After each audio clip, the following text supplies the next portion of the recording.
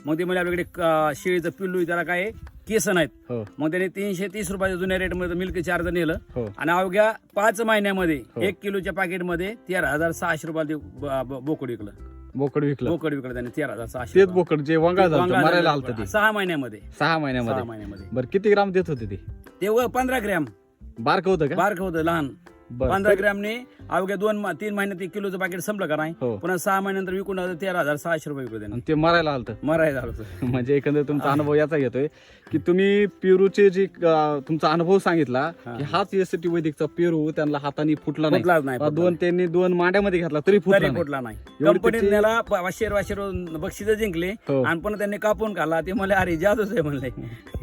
म्हणजे एकंदरीत बघायला झालं तर तुम्ही जर क्वालिटी पिकवली हो, तुम्हाला त्याचे काहीच अडचण येत नाही. परिणाम बघायला भेटतात पुढे. 100%. 100%. आणि दुसरी महत्वाची गोष्ट, ह्याला ड्रिप वॉटर कुठल्याही प्रकारची खत सोडायची गरज लागत नाही. एसटी वैदिकचा पूर्ण बेसळ डोस भरल्यानंतर. तुमचं स्वतःचं रासायनिक दुकान आहे? रासायनिक दुकान पण आहे, चालू आहे आता. 25 पूर्ण झालेत. आणि एसटी वैदिक आपण 1-2 वर्ष झालं विकतोय. दुसऱ्या वर्षी चालू आहे आता. बरं. मागच्या 22 जूनला आपण ऑर्डर दिली होती. बरं. आता कालचा 22 जून झालं, म्हणजे 1 वर्ष पूर्ण झालं. तर आपण आपल्या शेतामध्ये मागच्या वर्षी तुरीला पण वापरतो. आता आपल्याकडे ऊस आहे. ऊस आहे सध्या 14-15 कांड्यावरती. मार्चची 10 नाही 22 मार्चची. बर रासायनिक अजिबात वापरत नाही. अजिबात स्वतःचं दुकान असून स्वतः एक पण पाकिट टाकलं नाही. इरेज एक कोणी पण टाकले नाही. एक दाना पण नाही. एक पण नाही. बघा सांगा आता तुमच्या आजूबाजूचे जे शेतकरी आहेत त्यांना. 100% आपण खूप चांगला अनुभव आहे सर. हो, धन्यवाद. हो.